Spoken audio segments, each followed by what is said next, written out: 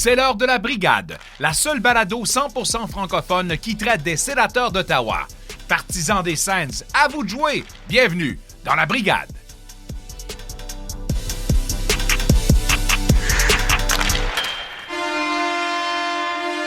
Salut tout le monde, bienvenue à la Brigade, épisode spécial, retour sur la saison 2021-2022 des Sénateurs d'Ottawa.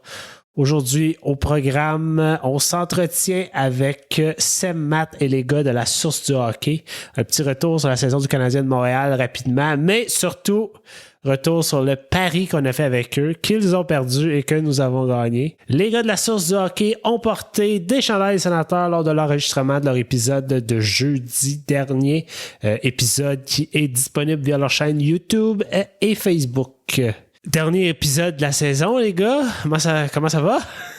Yes! Hey, ça va? Hey, 21 épisodes, 21 plus l'épisode spécial Brady, ouais. Plus l'espèce d'intro qu'on a fait. En tout cas, 21-22 épisodes, ça a passé vite. C'est vrai que ça a passé vite. On n'a pas vu ça passer partout. On est déjà rendu au mois de mai. Ouais. Déjà rendu au mois de mai. Pas eu tant d'activités dans les dernières semaines, si ce n'est que les sénateurs ont, à ce jour, 4 victoires consécutives. Mais sinon, JP, il se passe quoi dans le warm-up aujourd'hui? Yes, il y a aussi que depuis la petite chicane, depuis que Brendan Gallagher a ridiculisé Tim Stützle sur les réseaux sociaux, comme quoi que c'est un plongeur et un artiste, Tim Stützle est tout feu, tout flamme, et rien à l'arrête, et accumule les points, accumule les buts. C'est très beau de le voir aller. Pour les sujets, en fait, on a eu retour au jeu de Thomas Chabot. Ça a été une bonne nouvelle d'ici la fin du calendrier régulier. Anton Forsberg a été nommé candidat par l'organisation en lice pour le trophée Bill Masterton. Brady Tkachuk soupe avec Daniel Alfredsson. Qu'est-ce que ça signifie? On ne sait pas, mais on s'en réjouit de voir notre ancien capitaine et l'enfant prodige Brady Tkachuk souper ensemble. Attendons de voir qu'est-ce que ça va apporter, ce beau petit souper en tête à tête. Et on aura l'occasion, et ça c'est une très bonne nouvelle pour le développement de nos jeunes, de suivre les Sénateurs de Belleville en série éliminatoire. Et j'ai très hâte de voir qui sera renvoyé dans la ligne américaine pour donner un coup de main à l'organisation. Peut-être Parker Kelly, Philippe Gustafsson, des gars comme ça pour être prêtés à l'organisation pour approfondir l'équipe et améliorer l'équipe aussi. Les boys, qu'est-ce que vous pensez de ces sujets? Tout content pour Anton Forsberg. Au début de la saison, on m'avait dit qu'Anton Forsberg allait devenir le numéro 1 des Sénateurs d'Ottawa. Je ne l'aurais pas cru, mais tout porte à croire que c'est ça qui est en train de se passer. Absolument. Hey, j'ai vu ça passer sur Twitter. Est-ce que Anton Forsberg devient la plus belle réclamation au ballottage de l'histoire de l'organisation? Oh, c'est une bonne question. C'est une bonne question, hein? J'ai pas la liste des réclamations au ballottage depuis que ça existe, mais... Puis qui devient vraiment un joueur noyau de l'équipe, là. J'ai pas souvenir que c'est arrivé, là. Non. Puis, tu sais, on s'entend que le trophée Bill Masterton, c'est pour persévérance dans le sport et en dehors du sport, là.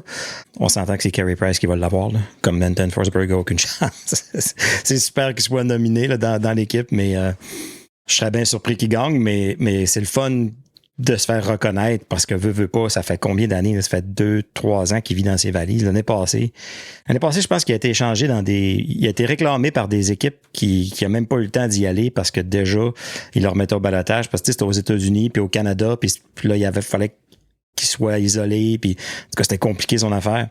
Puis tu sais, j'imagine la pauvre famille, sa blonde, les enfants qui sont comme, OK, là, on est où, là? On s'en va où, là? Qui vivent à l'hôtel, qui vivent tout partout, puis finalement, tu sais, il dit à la famille, faites-moi confiance, ça va marcher à un moment donné, puis là, ça marche. Tu sais, c'est fort le mental d'un humain, hein, pareil, parce que ce gars-là, comme t'as dit, il a trimballé ses valises, puis il aurait pu être démotivé, puis dire, j'abandonne ma carrière de hockey par rapport à ça, puis finalement, il a persévéré, il a continué d'y croire, puis tout, puis là, finalement...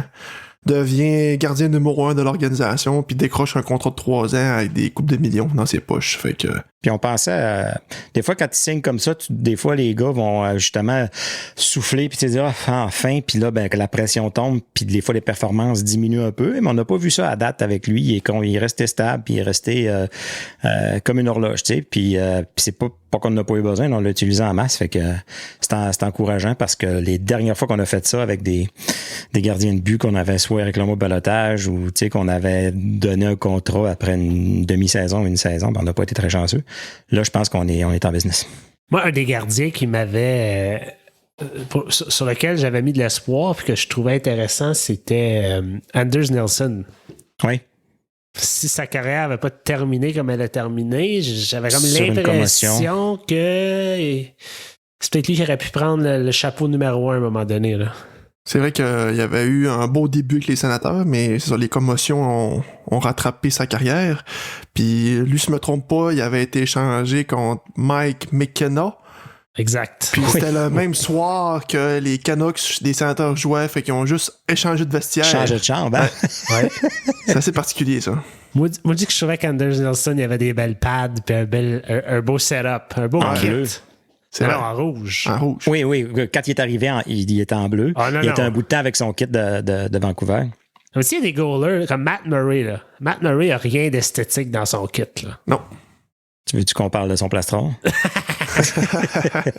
Flashback. Anders Nilsson, je le regardais et je me disais, lui, il arrête d'époque. Là, c'est vrai. Puis il avait une belle stature aussi. Je pense qu'il était 6 pieds 5, si je me trompe pas. C'était un autre grand gardien. Ouais. Fait que non, c'est vrai qu'Anders. Puis c'est un gars super impliqué. Il avait un petit drapeau de la fierté gay derrière son casque. Il était très impliqué dans la communauté. Ouais. C'est dommage. Je pense qu'il aurait pu être quelqu'un qui aurait vraiment... il se serait vraiment impliqué dans la région. Là, ça. C'est vrai. Thomas Chabot, c'était le fun de le voir. Oui. Mais en même temps, c'était décourageant de le voir à sa première game. On était tous contents de savoir qu'il allait jouer. Il joue contre Montréal. Il avait patiné un peu avant puis après les pratiques, mais pas avec l'équipe, tu sais. Puis sur la glace, là, c'était pas facile. Mais tu sais, ça se comprend après avoir manqué autant de temps, mais écoute, un gars qui passe autant de temps sur la glace quand il est à côté puis qui regarde ses chums, pour lui, ça le ronge en dedans comme...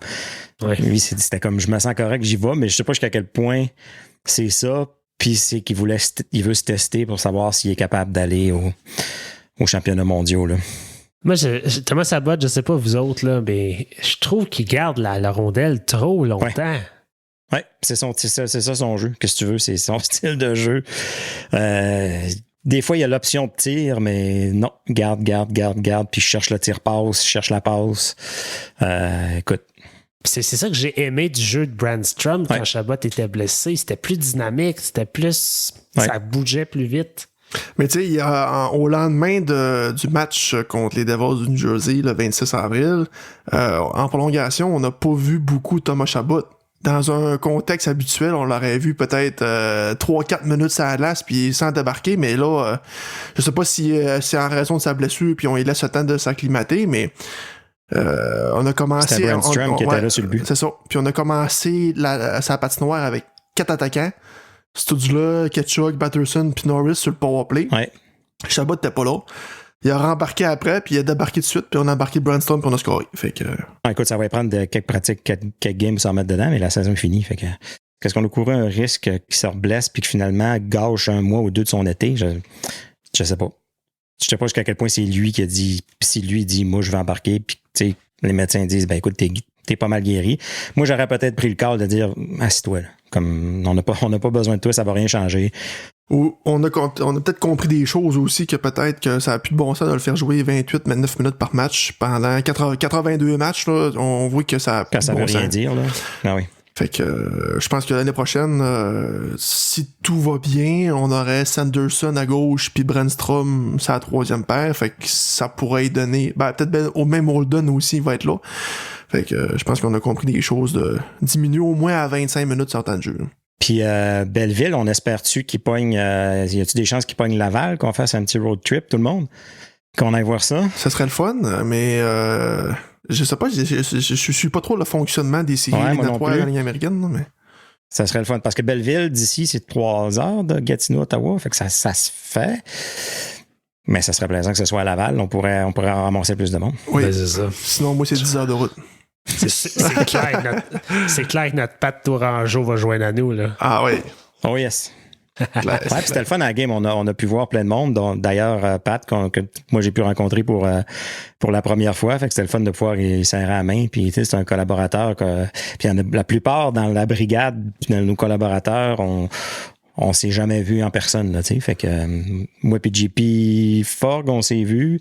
JP Fortin, on s'est pas vu. Personne n'a vu JP Fortin, c'est pas mélangeant. Non, apparemment que c'est une légende.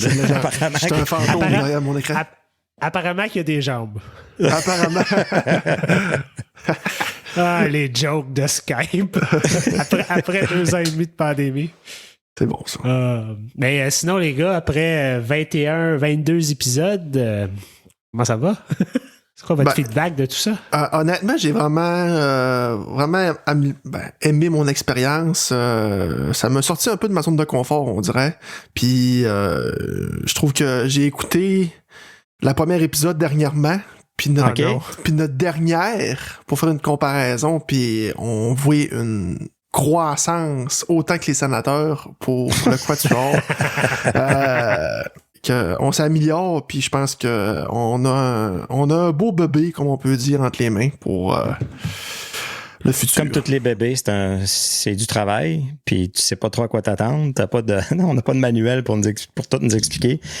Mais c'est la passion pour l'équipe, puis pour qu'est-ce qu'on fait, qui fait que ça nous dérange pas de le faire, puis on le fait parce qu'on aime ça, tu sais.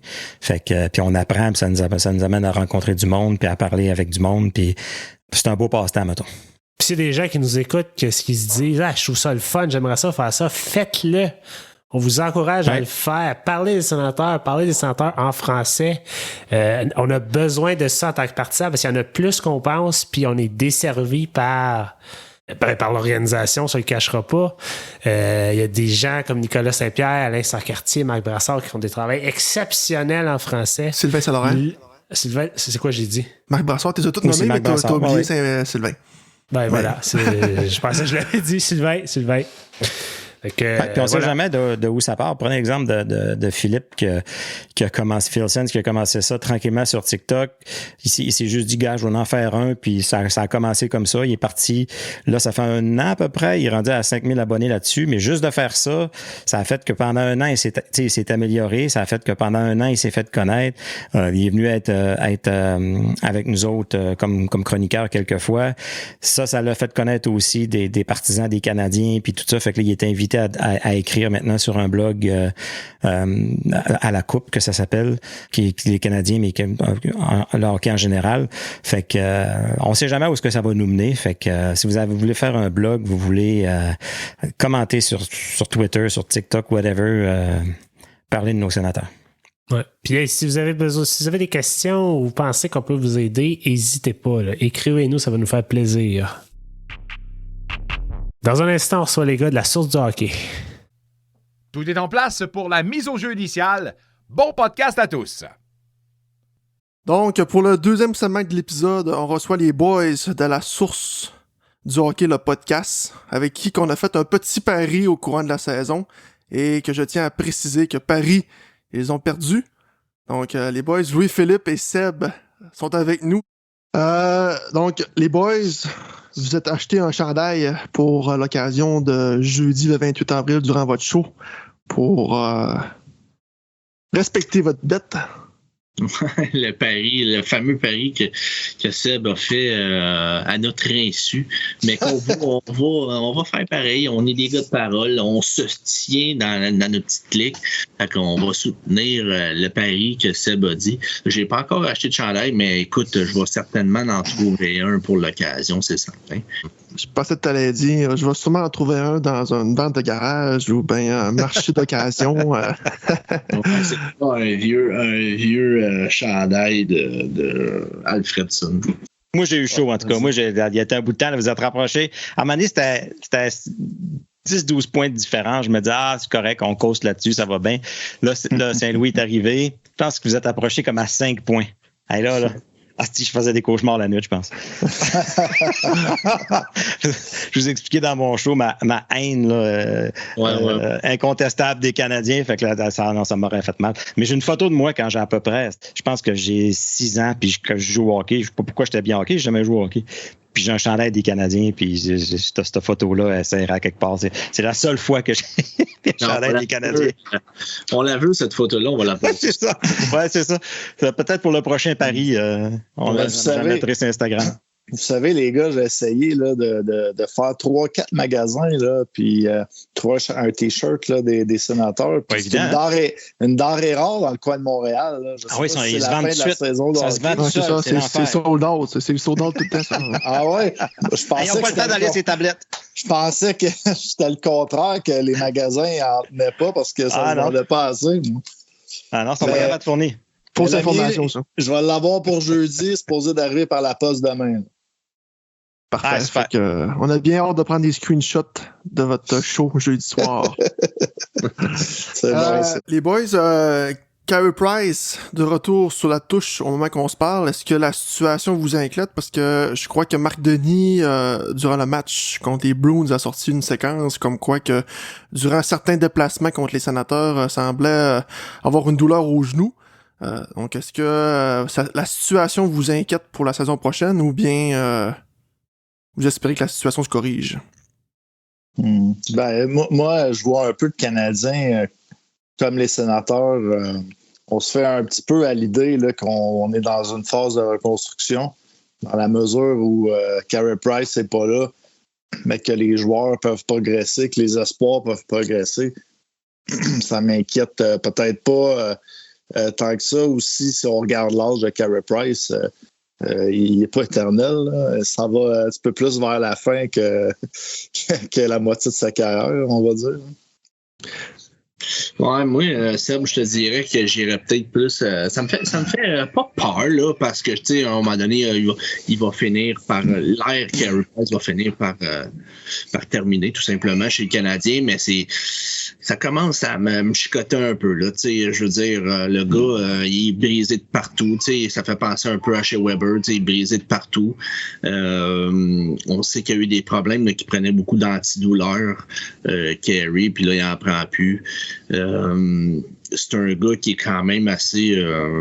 je sais pas, est-ce qu'il a réellement besoin de tout cet argent-là?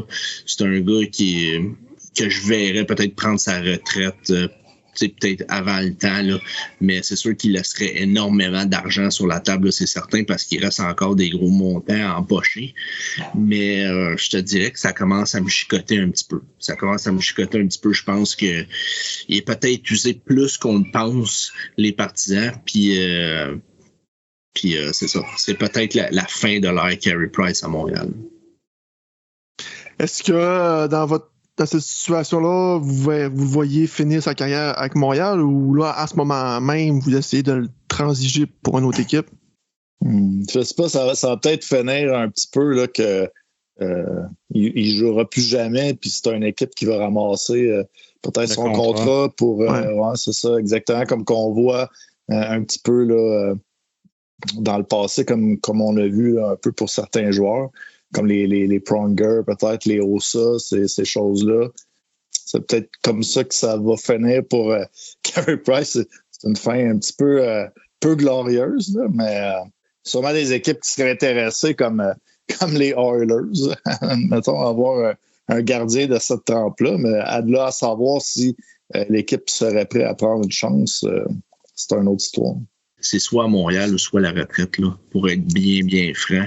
Parce que s'il n'est pas capable de jouer ici, il ne sera pas plus capable de jouer ailleurs. Là, puis à moins vraiment qu'on soit capable d'échanger son contrat, mais à 10,5, il y a une équipe comme les Oilers d'Edmonton, ils ont des gros contrats, là, donc il va falloir qu'ils se débarrassent de certains contrats. Est-ce qu'on est prêt à en prendre de notre côté? Je ne sais pas.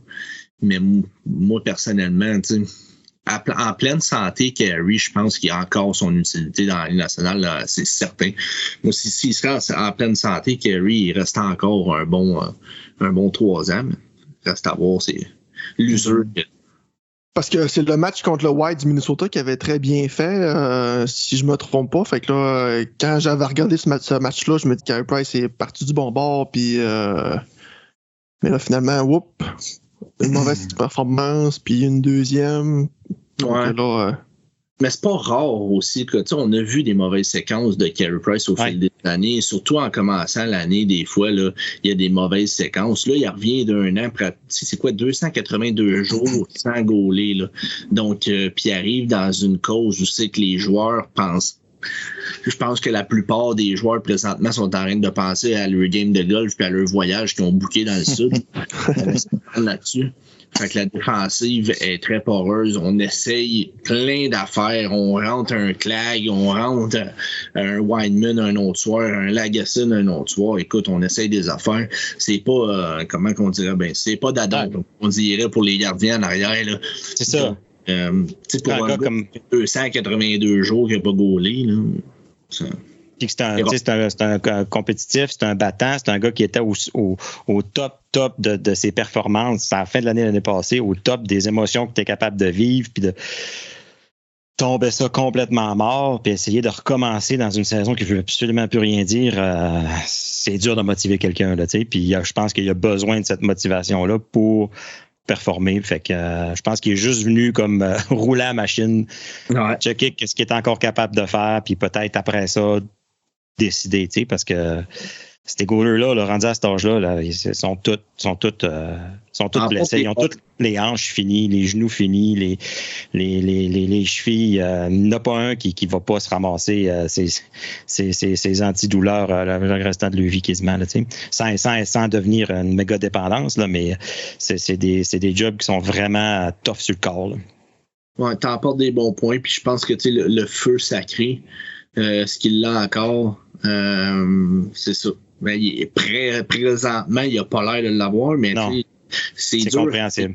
C'est dur à évaluer, là, parce que l'équipe au complet semble pas avoir le feu que ça crée. C'est ça. Puis Carey Price, en plus de ça, il n'a jamais été vraiment un gros. Il montrait jamais ses émotions non plus, même quand il était à la finale de la Coupe Stanley. Fait que, écoute, c'est dur à dire. Là.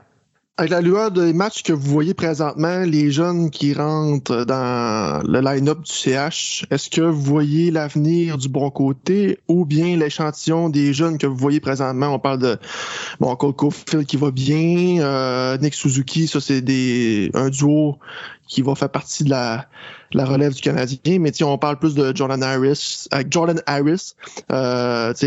Primo devant le filet. Est-ce que ces jeunes-là vous inspirent confiance ou bien ça va être difficile pour le Canadien de rebâtir cette équipe-là? Ouais, il y a quand même quelques jeunes là, qui montrent des belles choses. Tu as nommé un nom, Jordan Harris.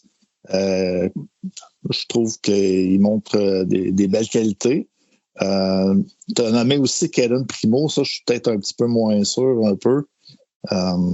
Ça, l'avenir pour remplacer Price, je suis pas sûr qu'il est écrit assez de façon assez claire. Ouais, exact. Jake Allen aussi, je sais pas, il n'a jamais prouvé là, avec les Blues de Saint-Louis qu'il pouvait être un gardien numéro 1 sur une longue période. Là, connu des difficultés peut-être là, quand il gardait beaucoup de matchs. Ouais. Quand c'était égal, peut-être un petit peu moins. En ce moment, je vois pas vraiment Kaden Primo partager le filet avec Jake Allen l'année prochaine. Montembeault, ça a été une belle police d'assurance, un bon dépanneur. Pour le futur, je suis pas encore sûr, là, mais je regarderais peut-être du côté des défenseurs, des attaquants qu'on a amenés. Là, on a quand même un peu de relève, mais je pense que ça va passer comme les sénateurs, là, tu sais, se repartir une année avec 3 choix de première ronde, avec dans le top 5, là, je pense qu'on en est rendu là du côté du Canadien. Ouais, je suis un peu d'accord avec toi, Seb. Là. Je pense que j'aime bien la relève qu'on a. Je pense que Marc Bergevin, s'il a légué quelque chose de bien, c'est qu'il a légué énormément de choix qu'il a drafté au cours des 3 dernières années. Là-dedans, t'en as quand même des popées, là, les Joshua Roy et compagnie. Donc, ça va être intéressant. Les Goulet et compagnie aussi qui montrent. J'aime bien ce que Jordan Harris a fait depuis son arrivée, même si on a décidé de ne pas l'employer plus. On l'a laissé une couple de fois dans les estrades. Là, ça fait partie de la game. Mais reste que j'aime bien la relève qui s'en vient. Puis en plus de ça, un autre bon premier choix cette année, un choix probablement top 3, top 4, mais ça va prendre plus de temps que ça, je pense. Je pense qu'on n'est pas prêt à être compétitif l'année prochaine, peut-être pas l'année d'après. Ça tombe bien, je pense que c'est un très, très, très bon draft l'année prochaine. Donc, les partisans, sont-tu prêts à ça? Sont-tu prêts à accepter un 2, 3, peut-être 4, peut-être 5, hein? Ben, je pense. Difficile, comme on vient de passer par chez nous, là. Ouais, ben, je pense que le Canadien n'aura pas le choix de se rentrer ça dans. Les partisans n'auront pas le choix de se rentrer ça dans la tête. Je te dirais que le 3/4 des partisans sont prêts à le faire. Mais il l'était peut-être pas au début de la saison, après les 25 premières games. Rendu à la fin de la saison, je pense qu'on s'est fait un peu à l'idée. Il y a une grosse partie des médias aussi qui parlent fort, hein, puis qui se disent que le Canadien n'a pas le droit de pas faire les séries. On l'entend moins quand même. Oui, mais c'est ça, mais il y a quand même le 3/4 des partisans qui sont prêts à ça, puis que, surtout, là, on parle énormément du draft de 2023. C'est un draft incroyable. Si le Canadien est capable de mettre la main sur un bon joueur cette année, un autre bon joueur l'année prochaine, plus le jeune noyau qu'on a à Montréal, je pense que ça pourrait accélérer le processus. Et qui sait, peut-être qu'à la fin de l'année prochaine, on va mettre la main sur le joueur UFA, Jonathan Huberdeau. Oh! C'est ça de même, mais il a déjà dit qu'il voulait signer un contrat avec le Canadien. Oh, bon. J'ai très hâte de voir ça. Claude Giroux à Ottawa puis Jonathan Huberdeau à Montréal. Ça serait parfait. Oui, ce serait beau ça. En parlant de ça, est-ce que je vous pose la question, en tant que fan, l'année prochaine, vous gérez l'équipe du Canadien, est-ce que vous laissez plein prix aux jeunes de l'organisation pour faire la formation, ou bien vous laissez encore une chance à des vétérans comme Mike Hoffman, je n'ai pas en tête, là, peut-être un Josh Anderson, de encore se prouver d'avoir sa place dans l'organisation, ou bien on place les jeunes direct dans le line-up puis on les fait bâtir. Ben, je pense que c'est peut-être l'année justement qu'on regarde, on fait des essais avec les jeunes, mais aussi avec les vétérans. On voit un petit peu leur caractère. Quand l'équipe perd, on voit un peu les réactions de certains joueurs, pour pas nommer Petrie, qui n'a pas l'air très confortable peut-être en ce moment. Il y a peut-être d'autres joueurs qui ont montré un petit peu plus de leadership. Je pense que tu as quand même besoin de quelques vétérans pour entourer les jeunes, là, pour être des bons professeurs. C'est peut-être justement là, cette saison-ci, ça a été peut-être la saison pour évaluer ce type de joueur-là, à savoir là, cet été qu'est-ce qui va arriver. Seul l'avenir nous le dira. Oui, ben Skim, je trouve ça bizarre parce que moi et Seb, ce soir, on est d'accord sur beaucoup de points. Ça me jette à terre. Je suis pas d'accord. Ben écoute, j'ai pas le choix de dire ça encore une fois. Je suis un peu d'accord avec Seb. Je pense qu'il faut des vétérans pour venir épauler. Je pense à peut-être un jeu, les Joel Edmondson, les David Savard, les Anderson que je mettrais dans le noyau de vétérans à garder. Mais c'est sûr que les Hoffman et compagnie, puis les joueurs un petit peu de soutien doivent pas être un frein pour faire rentrer des jeunes qu'on voit à long terme dans l'organisation. Je pense que ça va être le temps. Puis je pense qu'on l'a vu cette année. On a donné beaucoup de chance à des jeunes. Romanov a pris sa place dans cet alignement-là. Je ne sais pas si on aurait vu ça dans les dernières années. Un jeune jouer un 25 minutes là, à la défense à son âge. Je pense pas qu'on aurait vu ça dans les dernières années. Des gars comme Ilonen qui ont quand même eu leur chance. Il y a Raphaël Harvey-Pinard que j'aime beaucoup, que j'espère qu'il va faire la formation l'année prochaine. Oui, effectivement, un gars du Lac. Non, effectivement. La ligne est dure des fois parce que tu veux donner, on veut donner la chance aux jeunes, on veut qu'ils se développent, mais en même temps, moi j'étais un peu de l'école de Guy Boucher, si on veut, qui dit, si tu veux tuer quelqu'un, donne-y tout gratis. Là. Fait que tu veux que les jeunes veulent aussi se battre pour faire leur place, puis tu veux pas le donner en disant vas-y, tu as la place facile, puis fais des erreurs, puis il n'y aura pas de conséquences. Mais en même temps, tu veux que le joueur soit assez à l'aise pour se développer, puis savoir que, puis pas juste trembler dans ses patins qu'à la moindre erreur, il est retourné des mineurs. Fait que cet équilibre-là, des fois, je trouve qu'il est dur à trouver. Là. Non. C'est le genre de choses qu'on entend des fois, là, laissez-les jouer, il faut qu'ils fassent des erreurs, ils vont apprendre. Et en même temps, je sais pas, je suis pas sûr. La seule affaire qui est néfaste dans le fait, oui, c'est normal que les jeunes fassent des erreurs. Il faut juste pas que le chiffre d'après, tu le laisses de côté, tu comprends? C'est ça qu'on veut dire par laisser les jeunes faire des erreurs. Ça veut pas dire de pas les coacher, tu sais. Ah oui. Donc, oui, de manager tout ça, puis tu sais, la ligne est mince aussi, Pascal, comme tu disais, mais c'est ça. Les jeunes joueurs, il faut que ça vaut de la glace, veut pas. Ça va en faire des erreurs, il faut qu'on les corrige et non pas qu'on les punisse. Ça.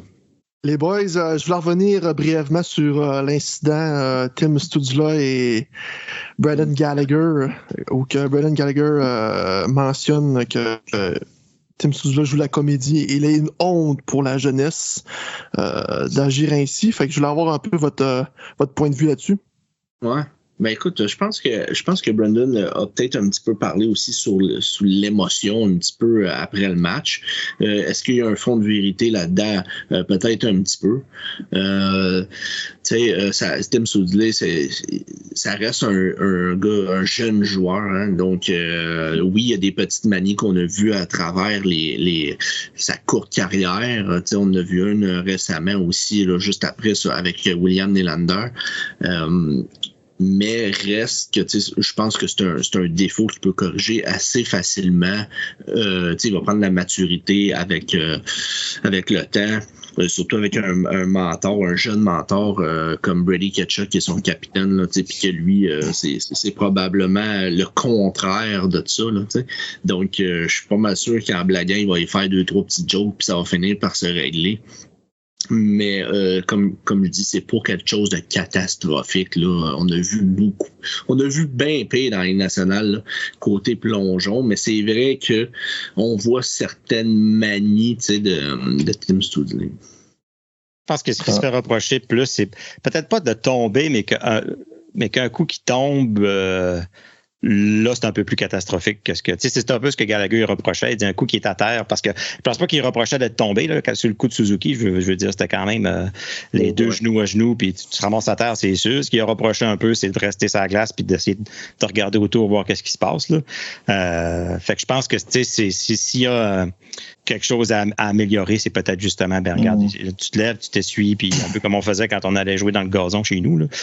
On se lève, on s'essuie les genoux, puis on recommence. Mais justement, je pense qu'un gars comme Brady, si lui il voit qu'il est pour jouer à comédie, c'est le premier, je pense, qui va aller le voir, qui va dire hey, t'es plus solide que ça, puis let's go. Puis je pense que lui, avec le temps, veut pas de grandir un peu, prendre de la maturité, prendre du muscle aussi. Je sais pas, j'en ai parlé dans le podcast l'autre jour aussi, je sais pas si vous vous rappelez, mais Brady, quand il est arrivé dans la ligue, c'était pas super beau non plus, là, sur ses patins, là. Il avait tendance à tomber, puis il était fait sur un frame. Mais aujourd'hui, il commence à prendre un peu plus de masse, puis ça commence à apparaître, puis il est plus solide. Je pense qu'il avait 18 ans quand il est arrivé dans la ligue, Timmy, là. Fait que là, il est peut-être rendu à, je pense qu'il vient d'avoir son 20. Mais c'est quand même, c'est un peu aussi le jeu là, que peut-être un joueur plus expérimenté comme Gallagher va.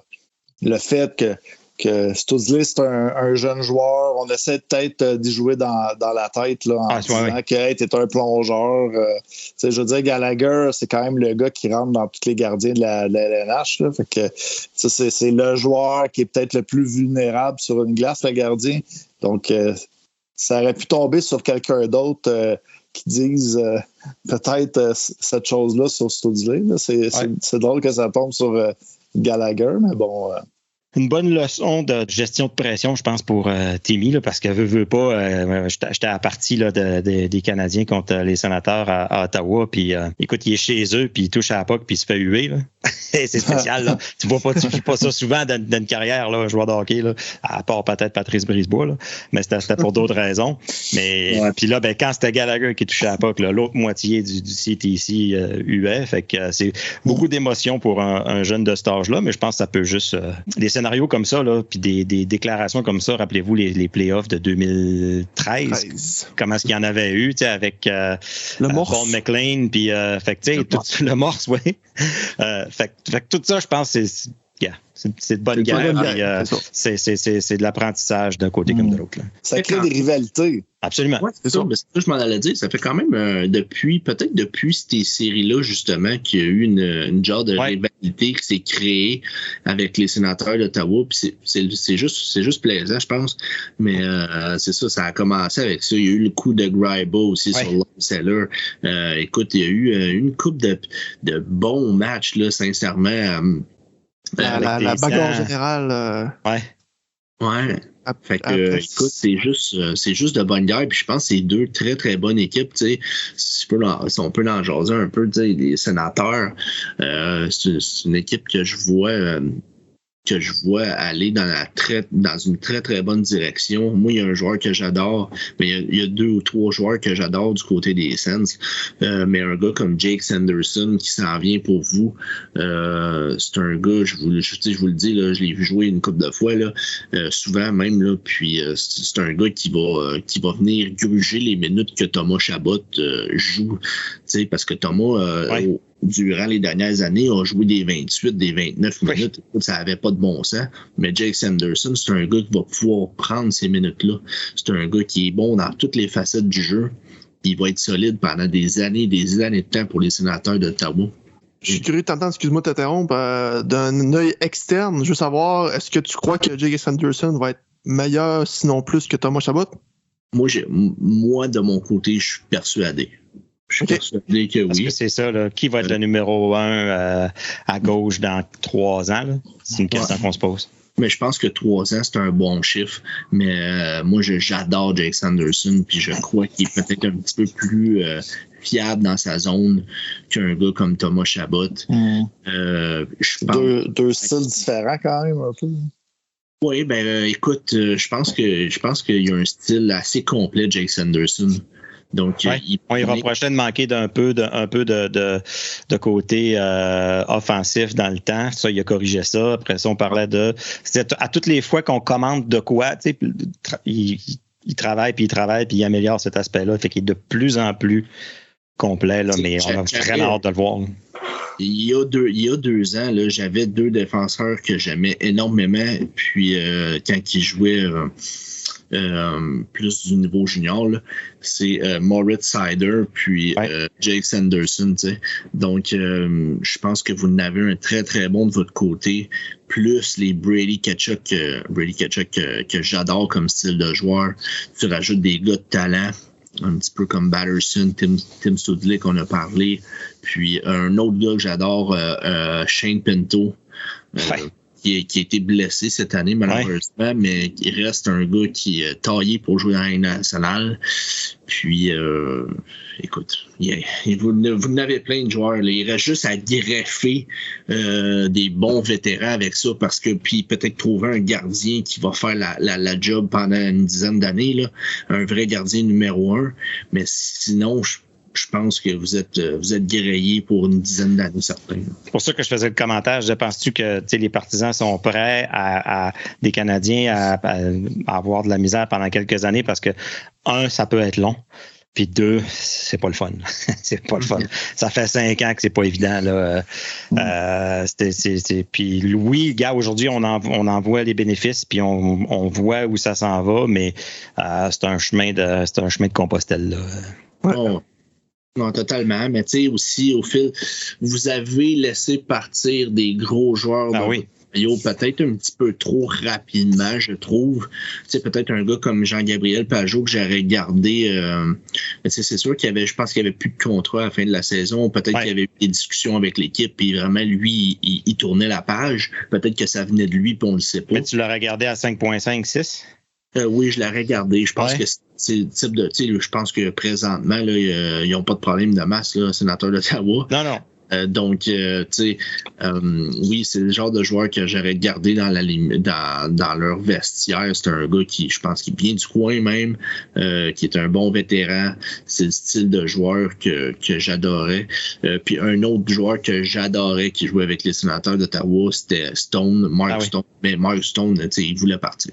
Puis, il est allé chercher le gros moton, puis d'attendre, mais reste que ça fait quand même mal aux sénateurs d'Ottawa, parce que c'est un joueur de caractère vraiment, là, puis de talent aussi. Là, mais reste que si vous êtes capable de grayer, de greffer, c'est-à-dire des vétérans avec tout ça, vous allez avoir une belle équipe. Faut juste que Claude Giroux gagne la coupe avec Floride cette année, puis après ça, il va aller jouer chez eux après ça. Yes. Ouais. En terminant, les boys, rapidement, là, je vous donne l'option de faire 3 mouvements pour le Canadien de Montréal cet été. Que ce soit un rachat, une transaction, une signature. Qu'est-ce que vous faites? Si je commence par Seb.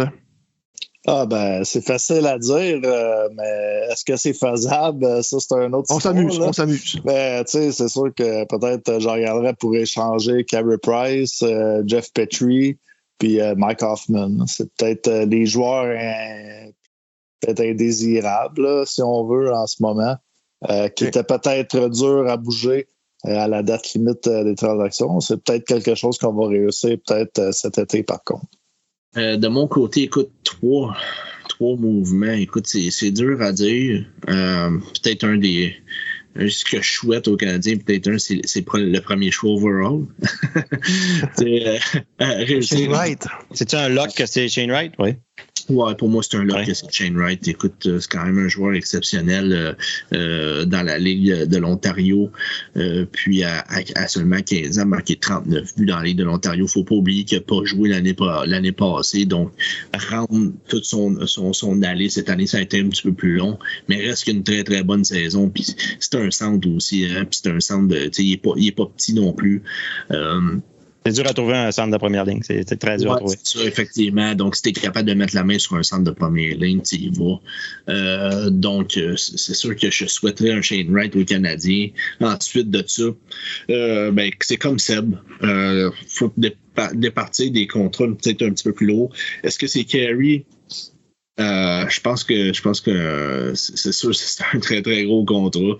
Si on est capable de l'échanger, pourquoi pas. Sinon, écoute, j'ai été un très, très, très, très gros fan de Brendan Gallagher, mais forcé d'admettre que rendu ce qui est rendu, écoute, 6,5 millions quasiment. 5 ans encore. Ouais, 5 ans encore. Écoute, c'est un gros contrat. Mais ça, c'est le genre de contrat qui vient en échange d'un autre contrat. Hein. Donc, c'est ça. Je le sais pas. Je pense que Jeff Petrie va être plus facile à échanger vu le nombre d'années, vu aussi la rareté des défenseurs là, 3, top 2-3, là, mettons, là, à droite. Donc, je pense qu'il va être plus facile à échanger. Puis Mike Hoffman, écoute, ça sera pas une grosse perte. Écoute, on l'a aimé à Ottawa là, dans le temps avec Guy Boucher puis tout ça. Puis je le vois jouer avec Montréal. Puis je me dis, mais c'est qui ce gars-là? Je le reconnais pas, mais pas à tout. Sincèrement, là, il est pas là, il est checked out. Il essaye un tir sur réception une fois de temps en temps. Puis c'est pas mal ça. Là. Il fait des erreurs. un des joueurs que j'adorais le plus voir des warm-up, des périodes d'échauffement quand les Suns venaient jouer, c'était Mike Hoffman. Mike Hoffman se plaçait tout le temps une coupe de passe. Il pognait des lancers du poignet, puis un bon lancer. Là, oui. Langage, là, mais il y a un très très bon lancer, là, Mike Hoffman, puis c'était assez impressionnant. Mais c'est ça. Je pense qu'on est rendu là dans sa carrière. Ouais. C'est pas le favori non plus des coachs. Même s'il est marqueur, reste que c'est pas lui qui va avoir les plus grosses minutes. Là, fait que dans le fond, vous faites de la place. Je vous vois pas là, targeter quelqu'un à quelque part. Que vous dites, lui, ça nous le prendrait, ou on fait de la place puis on bâtit par en dedans. Moi, effectivement, c'est sûr que tu es capable de mettre la main sur un bon agent libre. Là, il y en a une coupe, mais reste que, est-ce que vraiment on est rendu là à rajouter un Christopher Letang, un vieux à 36 ans, est-ce qu'on est rendu là dans le plan? En même temps, tu veux des vétérans pour épauler les jeunes, pour prendre des minutes à leur place, sans briser ta reconstruction en allant. Tu sais, veut dire, Ottawa, il y a été une couple d'années qu'on essayait. On se dit, OK, on va partir en reconstruction, mais là est arrivé Andrew Hammond qui a tout gagné, qui les a amenés en playoff, que c'était pas supposé d'être ça, mais pas en tout. C'était supposé de finir dans le bas du classement. Fait que ça a peut-être volé Connor McDavid aux Sénateurs, mais écoute, ça a quand même été une belle histoire. Ouais. Fait que tu veux quand même tanker en essayant quand même, tu sais.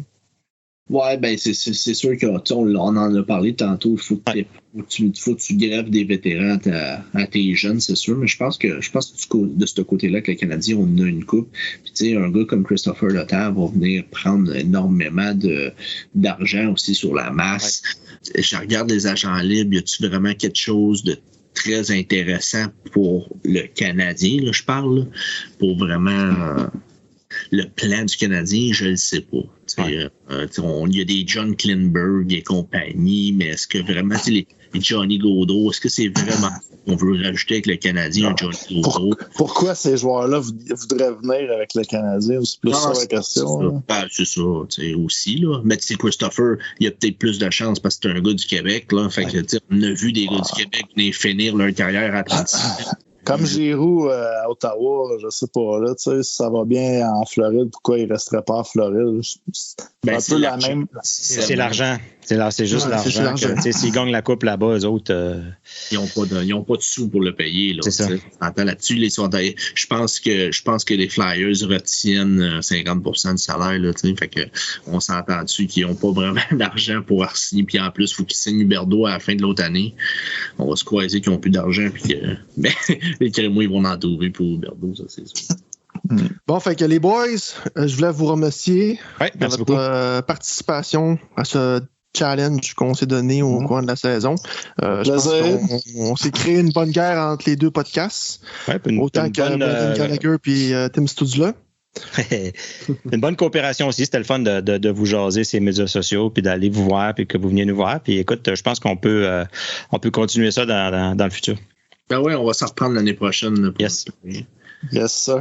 Merci, boys. C'est bon, merci les boys. Merci les boys. Dans un instant, on fait une table ronde avec nos collaborateurs sur le retour de la saison. On entame les dernières minutes de jeu. La brigade déploie son 6e attaquant.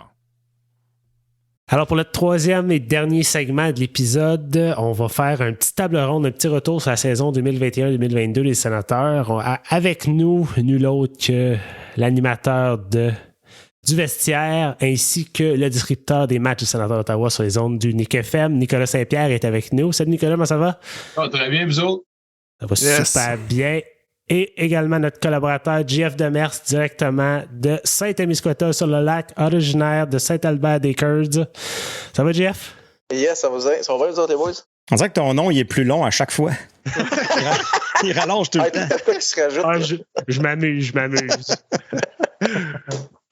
Les gars, si j'avais à vous demander en un mot la saison 2021-22 des Sénateurs d'Ottawa, vous la décririez comment?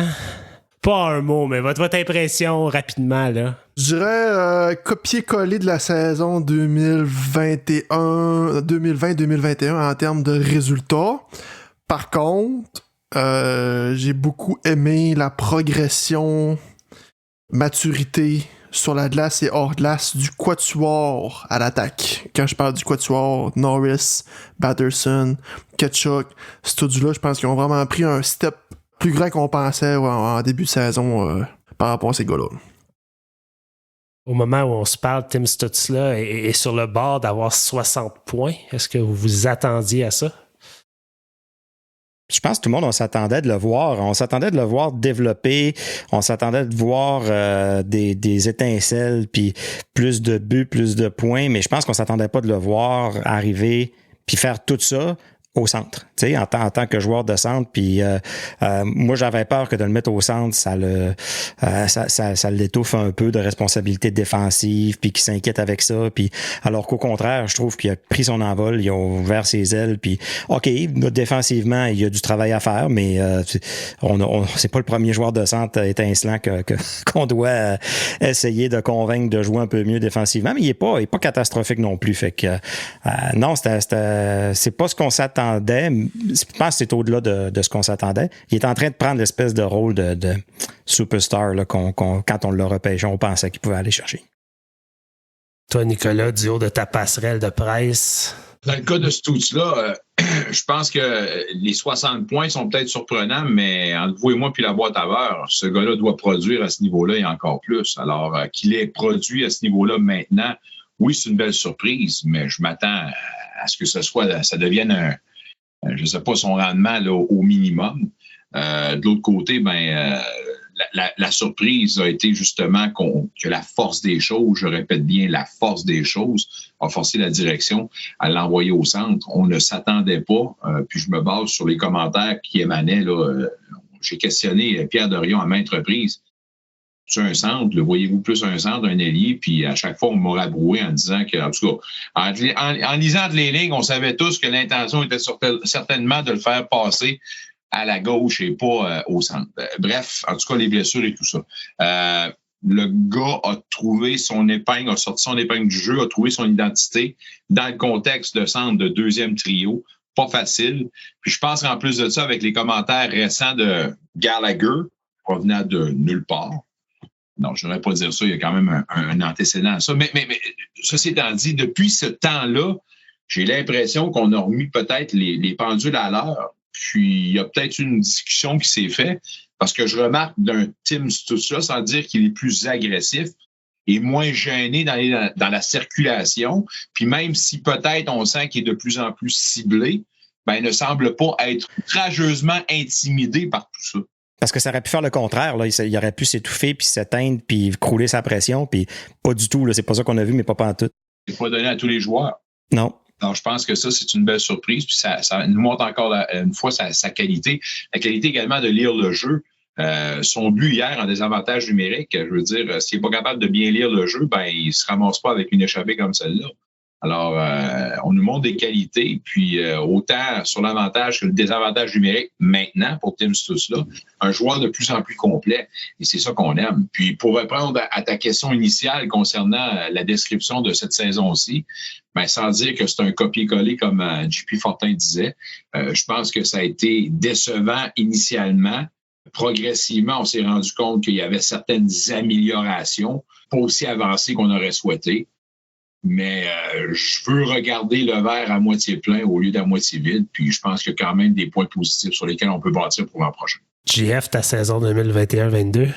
Moi, je suis un peu d'accord, comme JP a mentionné. Dans le fond, c'est un copier-coller de 2020-2021. Je t'allais checker les points de l'année passée, calculant 82 matchs, puis ça donne 75 points. Fait que, tu sais, on est rendu déjà 71, il reste 2 matchs. Fait que, comparé juste sur papier, dans le fond, là, c'est un copier-coller.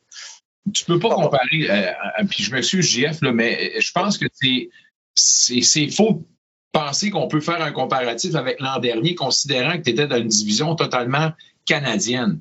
56 matchs, ça fausse un peu la donne. Les circonstances ne sont pas les mêmes. Puis je pense sérieusement, puis comme j'en ai parlé dans le vestiaire avec Alain Sangartier récemment, je disais, est-ce qu'on peut vraiment se baser sur les chiffres de l'an dernier pour se faire une idée de si oui ou non on a eu une progression cette année?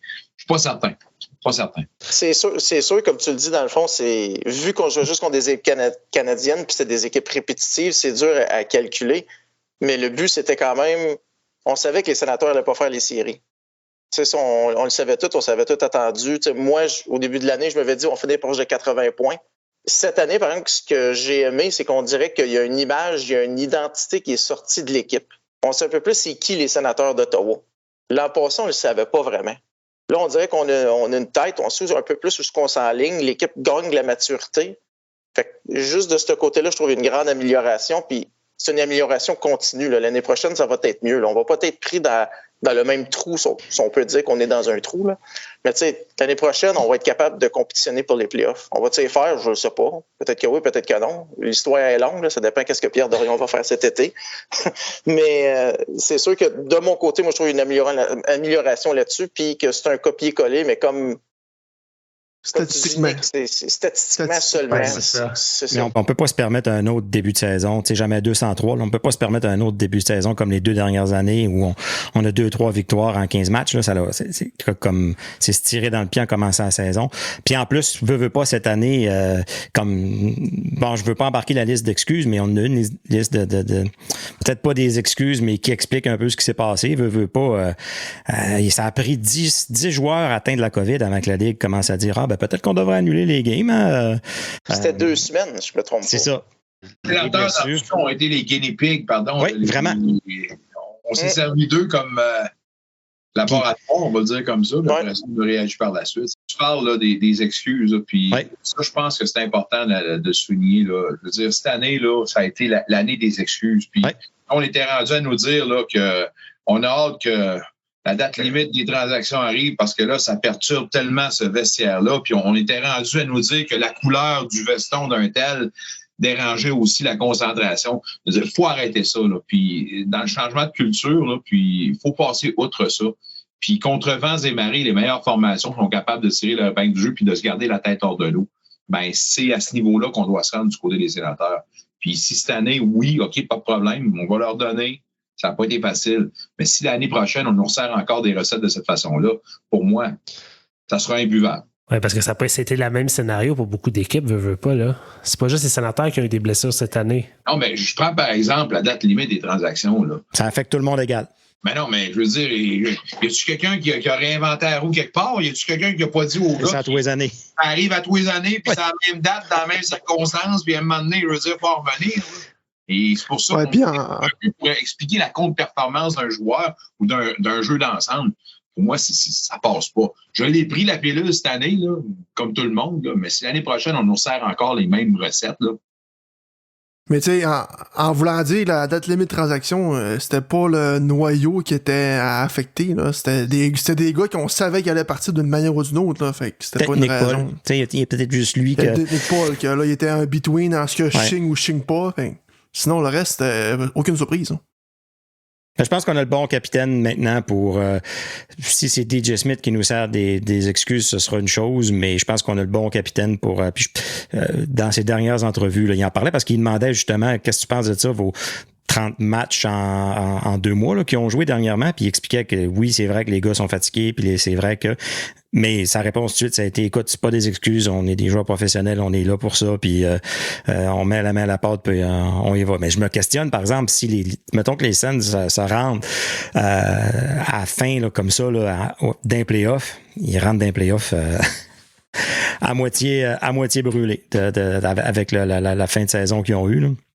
Tu as parlé de Brady Tkachuk rapidement, là. Ça pensait quoi de son émergence en tant que capitaine cette année? Est-ce que c'est juste moi qui trouve que dernièrement, il a joué au hockey dans la rue avec des enfants, il est allé chanter dans un bar. Tu sais, il est partout, là, ce temps-ci, là. C'est beau comme identité, ça veut pas, là. C'est de même que tu vas chercher des partisans. Oui, absolument. Puis c'est là que tu vois sur les médias sociaux puis tout ça, tout le monde qui dit « je suis pas un partisan des Sénateurs, mais ça, c'est bon. Je suis pas un partisan des Sénateurs, mais ça, j'aime ça. » Puis, tu sais, fait que veux pas, ça va chercher la sympathie. Puis oui, ça peut aller chercher, je pense, un engouement puis des partisans. Il fut un temps où cette équipe-là était la coqueluche, puis tout le monde voulait se l'accaparer. Puis à un moment donné, les billets, on avait de la difficulté à aller les chercher. Pourquoi? Parce que il y avait le club qui était bien enraciné dans le marché, puis il t'envoyait de ces affaires-là. Tkachuk, c'est pas anodin ce qu'il a fait. Là. Puis, je veux dire, si on peut faire quelque chose, faire grandir quelque chose avec l'initiative qu'il a pris, parce que je sais pas si ça vient tout, je veux dire, de l'organisation qui a dit sors là. Je pense que lui-même s'est responsabilisé. La rencontre avec Daniel Alfredson récemment non plus.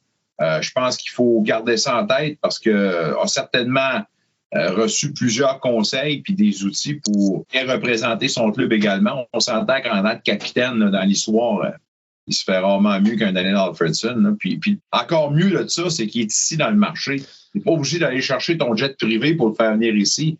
J'espère qu'à un moment donné, quelqu'un va allumer dans cette organisation-là pour ramener ce gars-là ici puis faire profiter les jeunes qui en ont grandement besoin. Ben, Daniel Alfredson et un Chris Phillips qui sont dans la région. Là. Ouais. Puis moi, ce qui m'a marqué beaucoup, là, à un moment donné, quand Harmonic est arrivé, puis qu'ils ont parlé, il a parlé en français d'ailleurs aussi. Puis quand Mike Bossy est mort, ils ont demandé, comme tu connais un peu à cause de New York, puis tout ça, les Islanders, puis il dit, écoute, il dit Mike Bossy, il était toujours ici, il a jasé avec beaucoup, puis il a parlé beaucoup avec, puis il le connaissait comme une patte de prénom, puis fait que quand j'ai vu ça, puis après ça, j'ai entendu que nous autres, Daniel Alfredson n'est pas nulle part, puis que même Brady n'a jamais parlé, j'ai dit wow, on part de loin, ça n'a aucun bon sens. Un joueur comme Mike Bossy, que ça fait combien 30 ans qu'il n'a pas joué, là, qui est encore un pilier dans la chambre là-bas, dans l'environnement des joueurs. Puis nous autres, on l'a qui reste à côté chez nous. Je n'ai pas juste faire un parallèle avec Montréal. Peut-être Guy Lafleur aura eu ça de positif, c'est qu'il semble avoir, on semble avoir ramené les anciens dans ce vestiaire-là. Combien d'années sous le règne de Marc Bergevin, on semble avoir séparé, justement, ces anciens-là, puis les avoir séparés de l'organisation, ce qui est pour moi une erreur monumentale.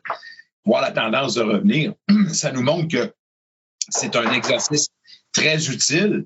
Et si on peut en faire profiter les jeunes, les sénateurs doivent certainement se pencher là-dessus cet été-là pour amener Alfredson puis la gang au plus sacrant, parce que ça, c'est un manque énorme. Puis si on veut faire raviver la flamme dans ce marché-ci, ça commence par des gestes comme ceux-là. Ben c'est aussi c'est l'héritage de l'équipe. C'est moi, tous mes souvenirs de partisans tournent autour de Daniel Alfredson. Là.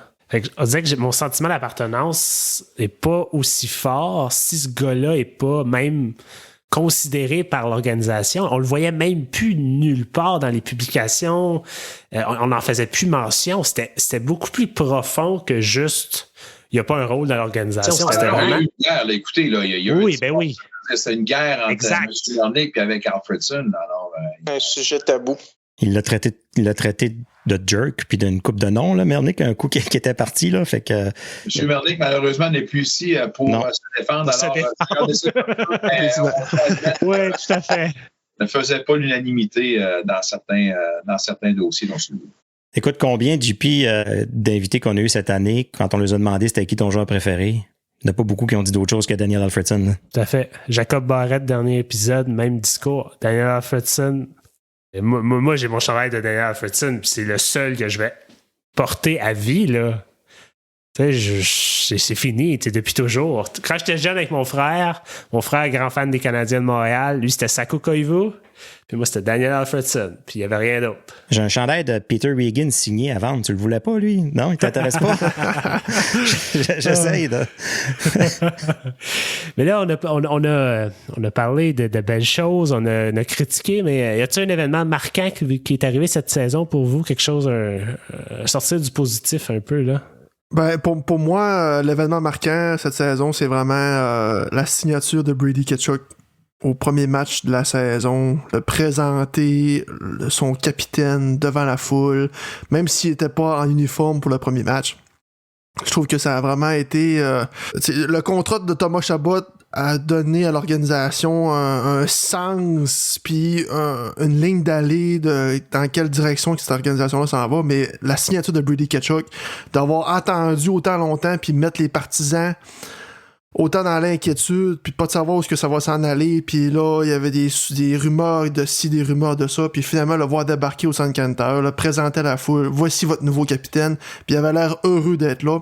Moi je pense que c'est mon moment marquant, puis ça a juste fait OK, ouf, on a notre capitaine, on a un gars qui veut jouer à Ottawa, puis je pense que c'est le meilleur pour allier ses chums, parce que On le voit sur la glace, c'est vraiment le modèle, puis Stutzla, Norris, puis Batterson se rallient à Ketchuk. Fait que c'est vraiment... c'est l'identité de l'organisation. Êtes-vous d'accord avec ça? Moi, personnellement, je veux dire... puis, écoutez, là, il n'y a pas de date précise pour la première. Le premier événement, ça a été pour moi... pas la naissance du noyau, la maturité du noyau. Qu'on parle à Stutzla, qu'on parle de Batterson, qu'on parle de Norris puis de Ketchuk. Ces 4 joueurs-là, peut-être Batterson de façon plus au ralenti à raison de ses blessures et problèmes de santé, mais grosso modo, ces 4-là ont poussé dans la bonne direction. Puis on ne parle pas des mêmes joueurs que l'an dernier. Cette équipe-là a progressé à cause de ce noyau-là. Au niveau de la confiance, tout ça, je ne pense pas qu'on parle du même joueur. La confiance avec et sans la rondelle. Je vais parler d'un gars qui est frondeur de plus en plus. Mais ça, c'est bon pour la suite des choses. Je rappeler que le kid n'a pas encore 20 ans. Ah, c'est ça. Vous avez un Stutzla, le capitaine, dans son rôle de capitaine. Puis je lui avais dit quand il avait été nommé, je lui ai dit, on dirait que tu as été amené sur cette terre-ci pour remplir ce rôle-là, c'est-à-dire un capitaine dans la Ligue nationale de hockey. Maintenant que tu es rendu là, c'est de livrer à marchandise. Puis le gars était bel et bien préparé, malgré son jeune âge, se démarque par une maturité qu'on retrouve rarement pour des joueurs de son âge, avec les responsabilités qu'englobe un capitaine dans la Ligue nationale de hockey, c'est pas peu dire.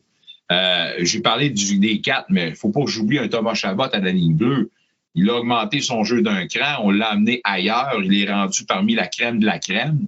Puis son jeu, a été revampé. Je pourrais m'attarder sur d'autres joueurs, mais ça, c'est pour moi un événement qui a été la pierre angulaire, c'est-à-dire les jeunes qui ont progressé. L'autre, c'est pas réjouissant, mais je dois quand même le dire, c'est que j'ai l'impression que le décès de M. Melnyk fera en sorte qu'on va vivre une autre ère, puis quelque chose de beaucoup plus positif. Et cette mort-là qui n'était pas annoncée va provoquer des choses qui vont faire en sorte qu'on va se retrouver dans un autre environnement bien plus rapidement. Et je dis pas encore une fois que l'héritage de M. Melnyk, la famille, va se débarrasser du club. Mais on le sent, ça fait pas un mois en ce moment, puis il y a quelque chose de différent qu'on sent dans l'organisation. Alors pour moi, c'est les 2 points à retenir. JF, ton moment fort? Moi, mon événement marquant, dans le fond, j'ai pensé un peu, puis je suis allé avec la risée de Anton Forsberg. Parce que, tu sais, dans le fond, on s'entend que Matt Murray, c'est lui qui est payé pour arrêter les rondelles. Il était clairement pas là.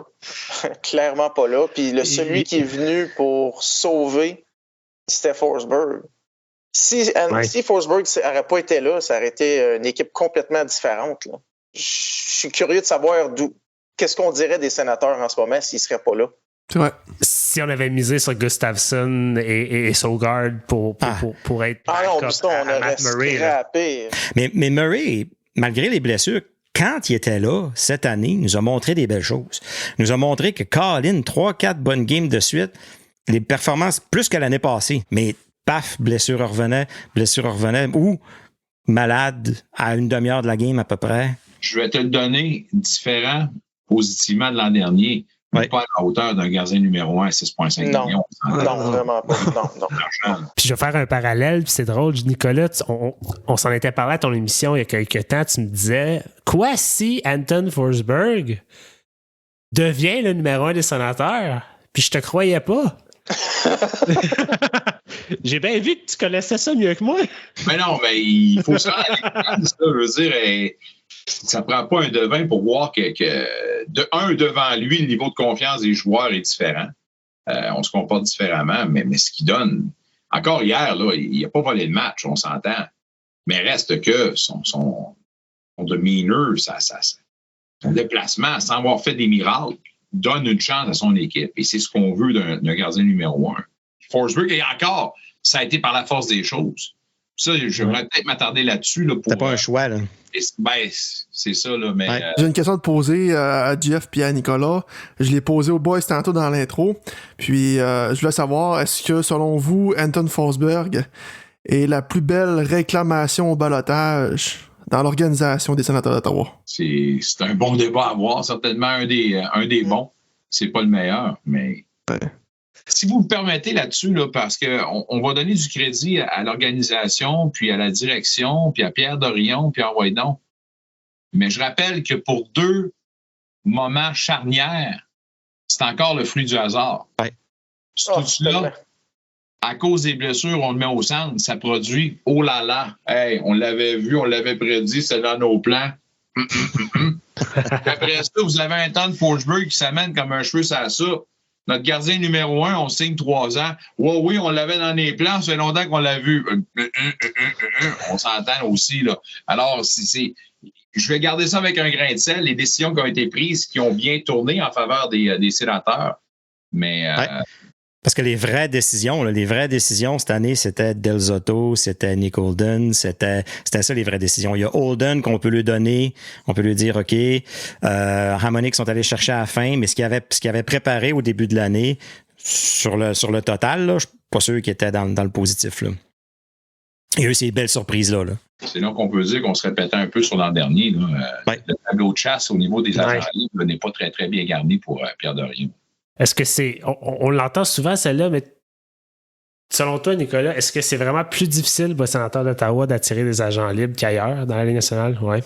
C'est sûr, mais la victoire fait foi de tout. Fait qu'à moins de me tromper, à un moment donné, là, puis je reviens encore sur les succès des fin 90, début 2000, quand l'équipe gagne puis devient une des meilleures formations, c'est sûr que ça attire l'attention puis tu vas avoir moins de difficultés à amener des agents libres. Mais... au moment où on se parle, la réputation et tout ça, disons que... Ça s'applique sur plusieurs points aussi, parce que j'entendais Marc Méthode parler, je pense qu'il parlait des clauses de non-échange, puis quand tu mets quand tu donnes ta liste d'équipes de où tu veux pas aller, il disait en partant, tu mets toutes les équipes canadiennes à cause des impôts. Après ça, tu rajoutes, il parlait d'une coupe d'équipes, mais pour eux autres, c'était comme un automatisme, là, tu sais. Les facteurs qui rentrent en ligne de compte, c'est pas nécessairement parce que le marché est pourri, c'est parce qu'il y a des Gad, à moi de me tromper, Dadonov, qui avait une clause de non-échange, la transaction qu'on a annulée, là, il ne voulait pas aller à Anaheim parce qu'il ne voulait pas payer de taxes au niveau de la Californie, quelque chose de même. Là. Mais tu sais, moi, je me dis, il a signé son contrat, il était à Ottawa. Il a toujours bien autant de taxes à Ottawa qu'en Californie. J'ai rien compris là-dessus. Le rapport des taxes, là, je dis. C'est bien des affaires que je comprends pas non plus. Alors, pour lui, m'avait commencé. Là, on le sait, on veut que Pierre Dorion signe Josh Norris. On veut faire l'acquisition d'un attaquant top 6, mais au-delà de ça... Claude Giroux, comment les boys? Oui, c'est Phil Ryan, il ne dormira pas pendant une semaine. Là. Seigneur. Non, mais au-delà de ça, vous voulez voir les sénateurs faire quoi cet été? La première chose qu'on doit faire, racheter le contrat de Matt Murray. Si c'est pas un rachat de contrat, c'est le transiger. Puis si on veut le transiger, il va falloir garder une grosse portion de ce contrat-là. Mais il ne faut pas que Matt Murray soit ici au début du camp d'entraînement. Et qu'on soit clair, là, c'est rien contre Matt Murray. Puis je suis sûr que le gars, c'est une très bonne personne, très bon père de famille, très bon mari, un gars avec qui tu vas avoir une bière une fois de temps en temps. Mais côté professionnel... c'est l'incertitude qui amène. Pour le bien de tout le monde. Oui. Tu vas avoir un Gustafsson qui va tenter de s'établir en Ligue nationale de hockey. Tu as un Forsberg qui vient de signer, puis qui ne veut plus être achalé, puis tout ça, puis qui va avoir une certaine stabilité, puis quand même qu'on va tenter de nous faire croire que c'est peut-être pas lui, puis c'est à gagner le poste de numéro 1. Au moment où on se parle, puis qu'on va commencer au mois de septembre, ça va être Anton Forsberg qui va être ton numéro 1. D'apporter un Matt Murray qui arrive avec ses gros sabots, puis ses 2 grosses bagues de la Coupe Stanley, puis toute l'aura qui rentre en tour, puis son envoyé donc, puis son ci, puis son ça, son statut, ça va devenir un cirque qui va être néfaste pour tout le monde. Et ça, j'envisage ça. Et sérieusement, là, j'aimerais pas que ça arrive. C'est pas à moi à prendre la décision. C'est eux autres les flûtes qui font bien ce qu'ils veulent avec. Mais pour moi, le geste à poser dans la saison morte, à part la priorité qui est le top 6, c'est d'aller se débarrasser d'un Matt Murray puis de laisser la place, toute la place à Anton Forsberg puis à Philippe Gustafsson. Bien d'accord avec ça. Parce que moi aussi, de mon côté, c'est de trouver par tous les moyens de se départir de Matt Murray. Puis j'ai même rajouté Colin White aussi, que pour moi, Colin White ne figure plus dans les plans de l'organisation. Puis même si on regarde la ligne de centre, il n'est plus là, puis même à droite, il n'y a plus de place. Donc pour moi, Colin White doit partir d'Ottawa aussi. Puis j'avais rajouté signer au minimum 3 ans à Alex Formenton, qui pour moi fait partie des plans de l'organisation aussi. Puis je veux voir ce gars-là au moins pour 3 ans à Ottawa. Dans le cas de Colin White à surveiller cet été, là, Montréal. Montréal, ouais. Avant, il n'y a pas si longtemps. Avant d'être directeur général, là, il y a un lien à faire. Tu l'as négocié, ce contrat-là, viens le chercher. Je vais chercher, mais surtout qu'on a besoin de profondeur à la ligne de centre du côté de Montréal. Alors, Mais pourquoi est-ce que Montréal voudrait inclure Colin White dans leur reconstruction? Et là, je dis bien reconstruction avec beaucoup de réserves. Là. Si tu as besoin, de vétérans pour remplir... En attendant. Il ne reste pas 100 000 ans, là, je veux dire, à son contrat à Colin White. Puis force est d'admettre que quand il est dans sa game, dans sa bulle, quand c'est un bon joueur. Ouais. C'est pas un joueur de 4 millions de dollars, on s'entend. Puis c'est toujours le salaire qu'on regarde dans le cas de Colin White. S'il gagnait 1,7, 2 millions, on n'en parlerait pas de Colin White, puis on serait bien content que c'est un membre des sénateurs. On s'entend. Puis on parle pour parler, là, parce que Colin White a un gros contrat, puis j'imagine que les Canadiens vont en shipper un autre si c'est une transaction Ottawa puis Canadien.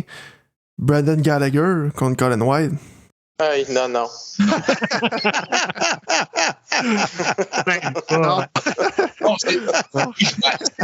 Honnêtement, savez-vous qui joue à Montréal s'en venir ici? Pas Darren? Paul Byron. Pas Darren. T'amènes ta saison, t'amènes un Claude Giroux, 2 chums du temps des Olympiques, 2 gars de la place, tu veux de la profondeur, tu veux la présence de vétérans pour guider ce jeune vestiaire-là.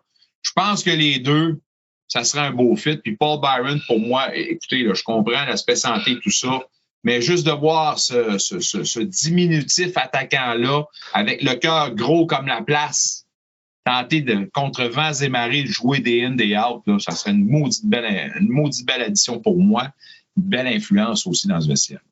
Puis Paul Byron, c'est un gars local qui parle français aussi. Là. Oui. Je dis ça de même. Un petit qui joue gros. Pascal, JF, vous voulez voir Pierre Dorion faire quoi cet été? Moi, j'ai pas vraiment pensé à ce que Pierre Dorion faisait. Je me suis dit, dans le fond, avant tout ça, j'aimerais ça qu'il y ait un genre de communiqué de l'organisation par rapport au statut du propriétaire. Parce que, tu sais, être un agent libre, tu veux savoir c'est qui ton boss. Fait que pour moi, si, mettons, quelqu'un voudrait m'engager, mais j'aimerais savoir pour qui je travaille. Là, on le sait pas, là. On sait qu'il y a 4 personnes qui prennent des décisions. On sait que les propriétaires, c'est les 2 filles. Mais on ne sait pas où est-ce que ça va. On sait qu'ils vont rester à Ottawa. On l'a entendu à gauche pas à droite, là. Sauf la presse, évidemment. Je pense que c'est important, JF, d'avoir une image ou une personne à identifier pour représenter le club, la perspective des partisans, puis au niveau marketing. Parce que pour le joueur, là, je veux dire, son boss direct, c'est Pierre Dorion, directeur général. Lui, en autant que le chèque rentre, puis tout ça, là, je veux dire, qui se retrouve en haut de la pyramide? Il n'y a pas une côté de sécurité où, tu sais, j'imagine un agent libre a certaines questions. Je veux dire, en ce moment, on est comme sur une vague. Là, on n'est pas sur une ligne droite. Là, on ne sait pas trop où on s'en va. Peut-être à l'interne, eux autres, ils savent, mais je veux dire, comme partisans, on n'a aucune idée. Là. Ouais, combien de temps? Là, au début, on s'est fait dire, ben là, on va attendre, côté de respect, tout ça. Mais combien de temps on attend? C'est ça. Puis que ça devienne borderline, limite, long, tu sais. Parce moi, qu'on s'entend. De l'échéancier, je me dis qu'à la fin de la saison, quand ce sera le temps de faire le post-mortem, cet été, là, je te dirais, là, j'imagine qu'on va avoir quelqu'un qui va aller au bat et qui va dire, OK, voici ce qui se passe. Juste encore pour dire, comme je disais à JF, ça prend un visage. C'est quoi votre plan et tout ça. Donc, donnez-nous au moins, si ce n'est pas tous les détails, donnez-nous au moins vos intentions. Puis après ça, ben, on attendra la suite des choses. Mais pour le joueur agent libre, pour moi, c'est pas nécessairement important à savoir qui est le propriétaire au haut de la pyramide, en autant que le contrat soit dans la belle et due forme. Puis je pense que la Ligue nationale de hockey est là pour garantir le contrat. Alors, s'il trouve sa bonne place avec les sénateurs, ben, on attendra avec le propriétaire d'une coupe de mois. C'est excitant, ça. Pascal? Ben moi, Pierre Dorion, je veux pas trop qu'il en fasse, justement. Je veux qu'il reste tranquille. Comme on a des bons pions aux bonnes places, on a des jeunes qui s'en viennent, essayer de dire qu'on va aller chercher, on va signer des gars qui ont pas de contrat nulle part juste pour amener, puis dire on va encadrer, puis ça risque de nous faire repartir une saison comme les dernières.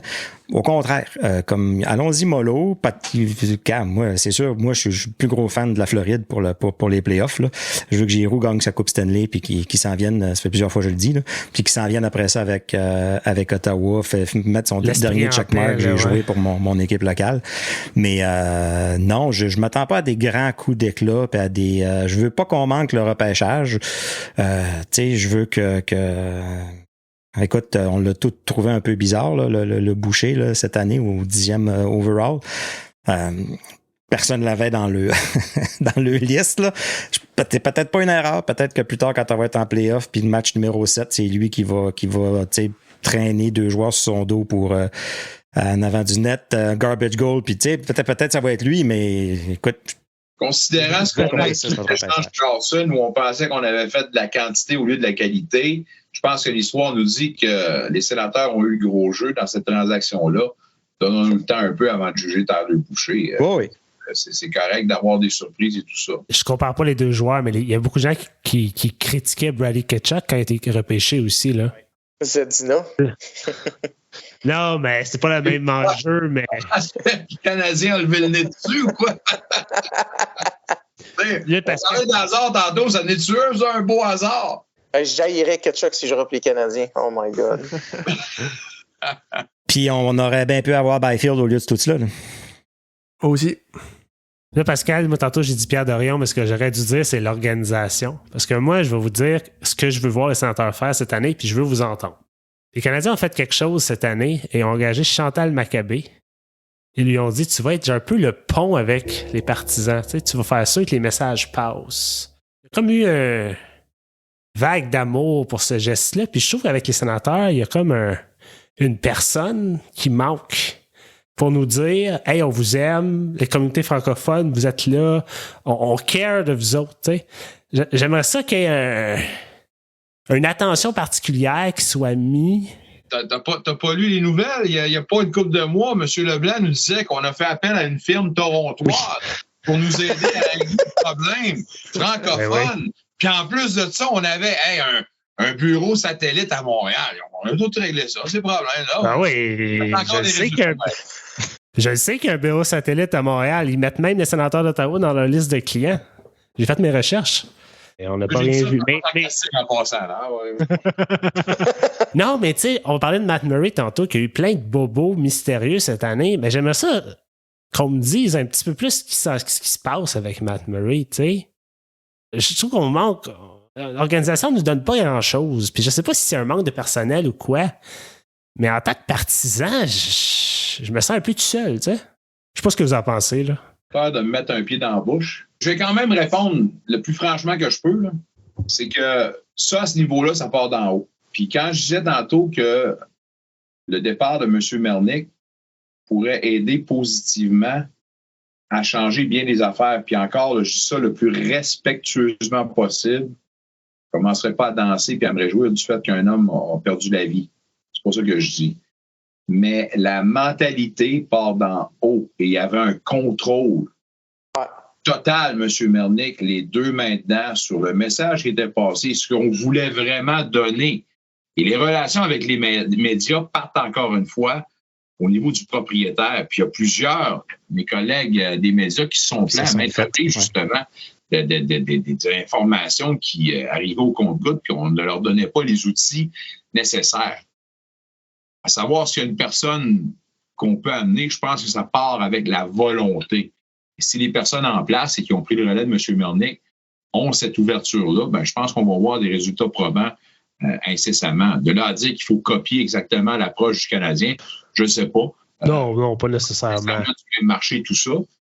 Mais reste qu'avec une ouverture et une accessibilité plus facile à l'information, ça aiderait certainement là, à rétablir le lien avec le marché et avec les parties.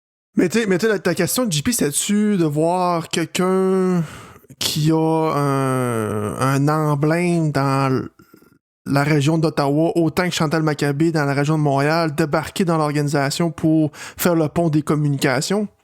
Pas nécessairement, juste un peu plus d'ouverture, un peu plus de dialogue, j'ai envie de dire. Ouais. Nicolas, je ne sais pas si tu te souviens de quelques années passées, le sénateur avait comme fait une initiative, puis il avait commencé à inviter des blogueurs, puis des gens qui étaient moins des médias à assister à certains événements. Puis ça, je pense que c'est le temps de Tom Hansen. Je ne sais plus comment dire son nom, là, mais. Tom Hansen, oui. Ouais, je me trompe-tu? Je me mets-tu le pied dans la bouche, moi, là? Tu te souviens de ça? Il y a eu une ouverture. Je pense pas que c'est M. Anselmi qui avait fait l'initiative. Là. Effectivement, là, je pense qu'il y avait eu, à un moment donné, là, oui, porte qui était ouverte, puis une accessibilité à certains médias parallèles.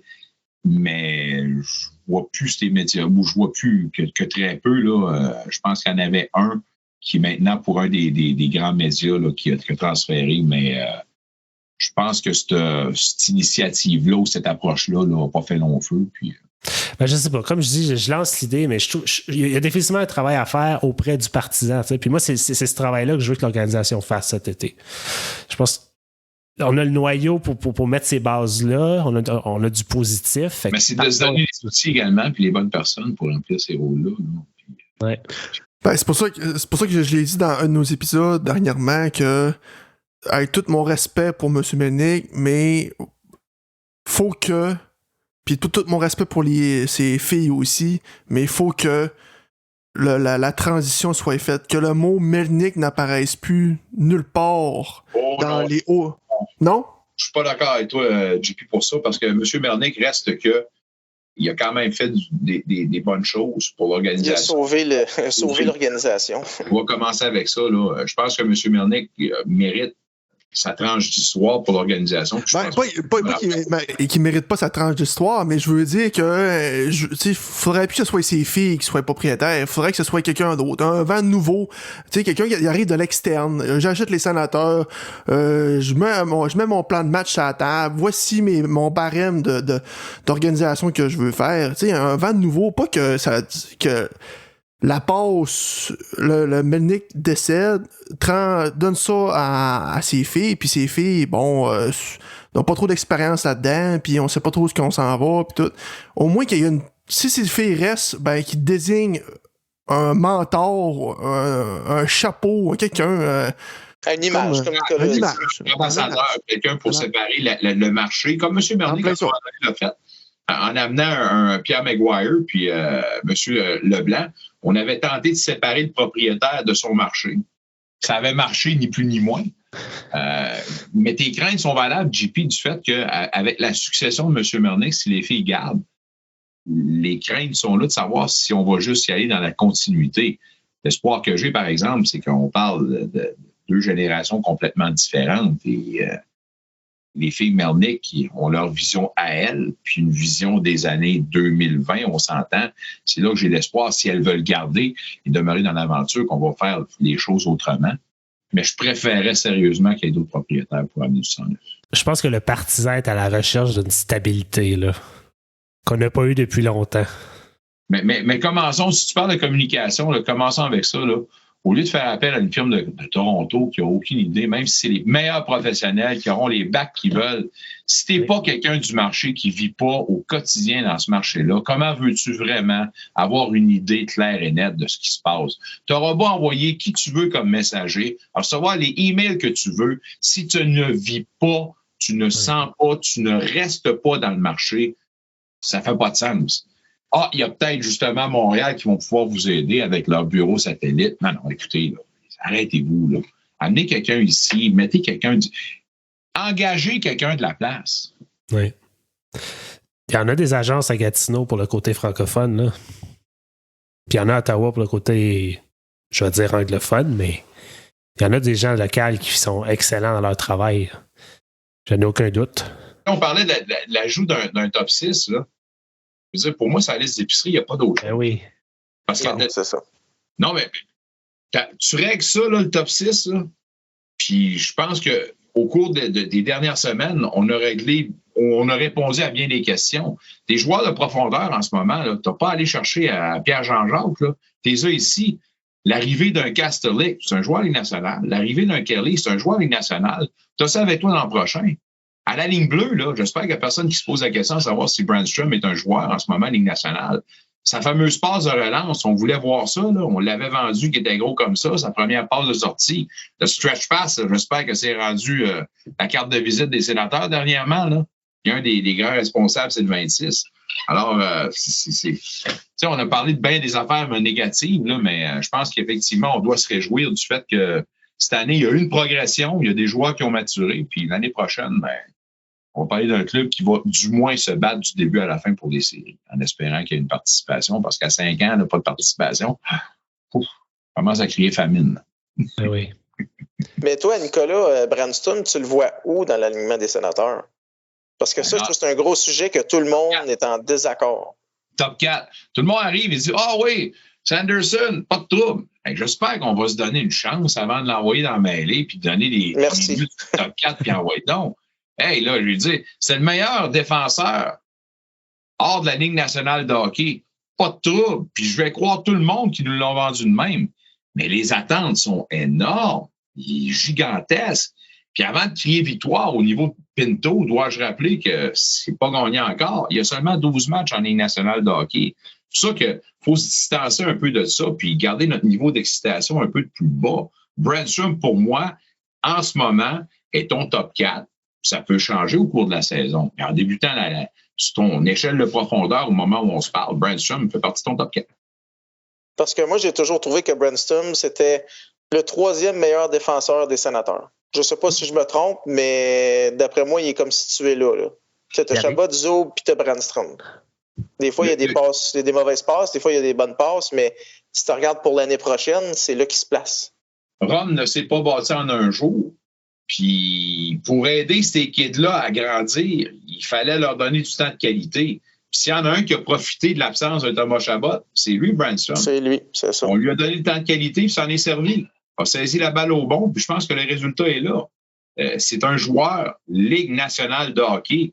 Puis hier, je souhaitais dur comme fer qu'on ne fasse pas l'affront à Brandstrom de le retirer pour revenir avec un Zaitsev. C'est plate pour Del Zotto, mais je pense que c'est juste à poser si on tenait vraiment à ramener le 22. Le 26 n'a plus à payer justement ces retours-là. C'est un membre stable à la ligne bleue, puis réjouissons-nous à ce niveau-là. Pierre Dorion pourra dire encore que c'est le jour le plus beau de sa vie quand il l'a échangé. Ça vieillira pas si mal que ça, finalement, peut-être. En attendant, Mark Stone ne fait pas les séries, là. Non. Je dis ça de même.